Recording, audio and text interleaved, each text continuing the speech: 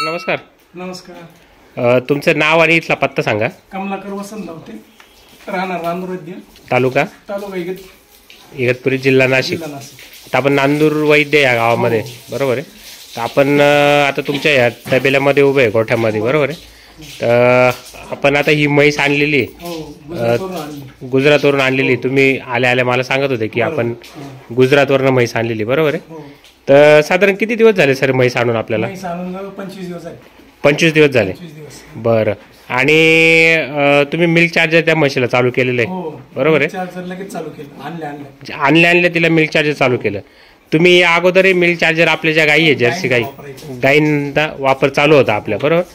तर समजा आता तुम्ही गुजरातवरनं जी म्हैस आणली तर ती आणल्या तुम्ही जे मिल्क चार्जर चालू केलं तर त्याचं काय कारण मिल्क चार्जर चालू करण्याचं? मिल्क चार्जर असं का तिला थकवा वगैरे आलेला होता. बर. तो थकवा दूर होईल बुवा यांनी. हा. मग मी लगेच चालू करून दिलं. तुम्ही लगेच चालू करून दिलं. केल्यानंतर तिला सलाईनची गरज आली नाही, काहीच नाही. अच्छा, म्हणजे तुम्ही साधारण म्हणजे गावामध्ये तुम्ही सांगत होते की एका गाडीमध्ये बऱ्याच म्हशी 6 म्हशी आलेल्या आहेत. तर 6 पैकी आपण एक उतरवली बरोबर. अच्छा. तर बाकीच्यांचं काय आहे? म्हणजे आता प्रत्येक म्हशीला कोण इंजेक्शन टोचतं, कोण डॉक्टर बोलवतं, कोण सलाईन लावतंय. अच्छा, असा प्रकारचं. म्हणजे गुजरातवरून आपण म्हैस ज्यावेळेस आणतो तर साधारण किती तासांचा प्रवास पडतो त्यांचा? 18-20 घंटे लागतात. 18 ते 20 घंटे लागतात. म्हणजे 18 ते 20 घंटे म्हशी स्टँडिंग येतात आणि खायला चारा पाणी वगैरे आपल्याला त्यांना पाणी मिळत नाही, त्यांना काहीच मिळत नाही. समजा एखाद्या शेतकरीचं काही गाडीचा प्रॉब्लेम आला, काय आला तर उतरवतो बरोबर तासभर फक्त. अच्छा. किंवा एखाद्या डाब्यावर थांबले. अच्छा. 2 ड्रायव्हर असते ते शेतकरी थांबतच नाही. 2 ड्रायव्हर असल्यावरती थांबतच नाही बरोबर आहे. त्याच्यामुळे 18 ते 20 घंटे ज्यावेळेस प्रवास होतो तर त्यावेळेस मशीनने एक प्रकारचा ताण येतो बरोबर. आणि त्याच्यामुळे त्या इकडे आल्यानंतर थोडंसं स्ट्रेस, खात नाही, काही नाही, चारा वगैरे खात नाही. मग तुम्ही मिल्क चार्जर चालू केलं त्या म्हशीला तर तुम्हाला तुमचा काय अनुभव आहे मिल्क चार्जर चालू केलं?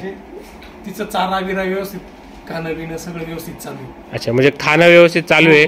तुम्ही मगाशी सांगत होते बोलता बोलता की तुमच्या सोबत ज्या म्हशी आणलेल्या आहेत त्यांना इंजेक्शन सुद्धा, सलाईन सलाईन लावायला लागले. 2-2, 3-3 सलाईन लावले. अच्छा. तेव्हा कुठंतरी आता त्या म्हशी लाईनीवर आल्या. आता साधारण आपण सरांच्या हातात बघतोय मिल्क चार्जरची बकेट आहे. तुम्ही किती रुपयाला आणली असेल ही बकेट? 1600 रुपये. 1625 रुपये बरोबर. तर आता समजा तुमचं 1625 रुपये समजा तुमच्या या आपल्या एकाच म्हशीला चालू आहे तर 20 दिवस झाले तिला चालू आहे. म्हणजे आपली अर्धी पावडर अजूनही आहे बरोबर. तर बाकीचे जे शेतकरी ज्यांनी म्हैस आणली तर तुम्हाला काय वाटतं त्यांना डॉक्टरचा किती खर्च झालेला असेल? आता या बकेटच्या किमतीपेक्षा आहे ना 4 पट खर्च झाला असेल. 4 पट खर्च झाला असेल. म्हणजे 4 ते 5 हजार रुपये गेले असेल. 100% गेलेच असणार. अच्छा. आणि परत म्हणजे सलाईन लावणं तो खर्च वेगळा आणि त्या जनावराला त्याचा त्रास होणं तो एक वेगळा बरोबर. तर मिल्क चार्जर दिल्यानंतर तुम्हाला असं वाटतं का की जे काही समजा प्रवासातून जे काही जनावर आणले जातात किंवा जे जनावर समजा काही स्ट्रेसमध्ये वगैरे येतात तर त्यांना मिल्क चार्जर दिल्यानंतर त्याचा उपयोग होतोच? 100%. जशी म्हैस आणली ना त्या स्टेप मध्ये म्हैस ती जाम पण झाली नाही, काहीच नाही. जशी आहे तशीच. बरं. आणि साधारण दूध वगैरे कसं आहे आपलं म्हशीला? किती दूध देते? थोडं वाढतंय. अच्छा. म्हणजे आणल्यावर थोडस दुधामध्ये कमी होतं परंतु मिल्क चार्जर दिल्यानंतर व्यवस्थित खायला लागली मग दूधही व्यवस्थित वाढलं. साधारण आता किती दूध असेल? म्हणजे सुरुवातीला किती देत होती आणि आता किती वाढले? 4-4.5 द्यायची. अच्छा. आता 5.5च्या आसपास आहे. आता 5.5च्या आसपास आहे. म्हणजे जे काही शेतकरी म्हणतात का बाबा आपलं जे मिल्क चार्जर आहे हे परवडत नाही, 1625 रुपयामध्ये 5 किलो भेटतं. पण आपण जर आता जर गणित बांधलं तर ज्यांनी तुमच्याबरोबर ज्या म्हशी आलेल्या आहेत त्यांचा ऑलरेडी 4-5 हजार रुपये खर्च होऊन गेलाय आणि तुम्ही 1625 रुपयाला जी बकेट आणली त्यातली तुमचं अजून अर्ध शिल्लक आहे. म्हणजे फक्त 1625 रुपयामध्ये तुमची म्हैस म्हणजे तिकडे जशी होती एकदम तशीच इथं तशीच व्यवस्थित आहे. म्हणजे तिला कुठल्याही प्रकारचा स्ट्रेस आला नाही किंवा तिचं खाणं बंद झालं नाही किंवा दुधाला थोडीफार कमी झाली परंतु ती लगेच एक 10-15 दिवसात लेवल आलेली आहे बरोबर आहे. त्याच्यानंतर समजा जो शेण वगैरे आपण म्हशीचं जे शेण वगैरे इकडे बघतोय तर शेणाचा काय अनुभव आहे तुमचा? शेण एकदम चमकदार आहे असं. अच्छा. आणि घट्ट आहे. अच्छा.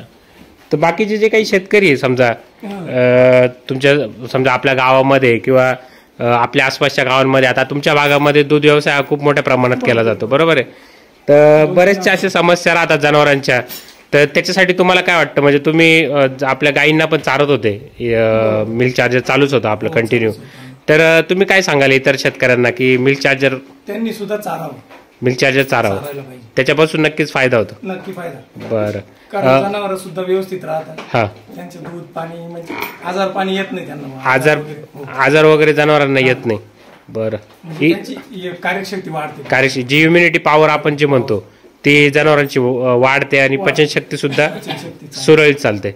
बरं. इथं तुम्हाला मार्गदर्शन कोण करतं? दादा इंदे, उत्तम यांनी तुम्हाला मार्गदर्शन करता, बरोबर आहे. सर, तुम्हाला काय वाटतं, जे आपल्या भागामध्ये जे काही शेतकरी जे दूध व्यवसाय आपल्या भागामध्ये मोठ्या प्रमाणात आहे, तर त्यांनी मिल्क चार्जर वापरलं तर त्यांचा काय फायदा होईल? त्यांचे बराचसा फायदा होईल, म्हणजे जेणेकरून जो इतर खर्च आहे त्यांचा तो कमी होऊन जाईल. बरोबर. आणि मिल्क चार्जर ही ज्याला त्या धंद्यात सक्सेस व्हायचं त्यांनी मिल्क चार्जर वापरलंच पाहिजे असं माझं स्वतःचं मत आहे. बरोबर आहे. म्हणजे ज्याला दूध धंदा खरंच सक्सेस करायचा आहे तर त्यांनी या गोष्टी, आता मी प्रत्यक्ष पाहतोय, जसं रमेश भाऊची म्हैस आली, याच्याबरोबर 5 म्हशी येली, बरोबर, तो प्रत्येक जण इंजेक्शन मारायला म्हशीला, तेव्हा दूध काढतोय. अच्छा. म्हैस आणली 80-90 हजाराची, बर, आणि इंजेक्शन मारून दूध काढतो, त्याच्यात ती लात मारली, लात उचलेली. तसं आता रमेश भाऊ तुमच्या देखत सांगून राहिली, हा बरोबर आहे, तर लात उचलीत नाही आणि काहीच नाही, काहीच नाही, सुटसुटीत काढून देते, व्यवस्थित देते, म्हणजे इंजेक्शन मारायची गरज नाही. बरं.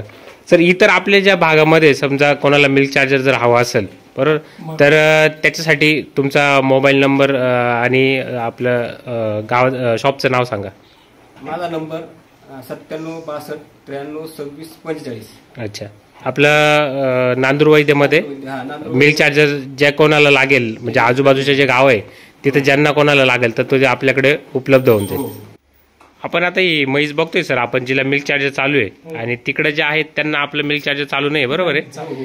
आपण जर आता हिला जर बघितलं मिल्क चार्जर चालू असल्यामुळे, तुम्हाला असं वाटतं का रवंत जे आहे म्हशीचं चालूच आहे सर, हिची रवंत चालू आहे सर, आणि इथं तुम्ही ऑब्झर्व करा, आता रोज आपले 10 मिनिटं चालू आहे, बरोबर, सगळ्या टकमक पाहू राहिल्या, बरोबर, तिला त्याचा काहीच फरक नाही जाणवत, तिला याच्यात मग नाही, तिची जी एक क्रिया आहे रवंत करण्याची, तर ती व्यवस्थित चालू आहे. म्हणजे मिल्क चार्जर दिल्यानंतर या गोष्टीमध्ये सुद्धा आपल्याला फरक पाहायला भेटतो.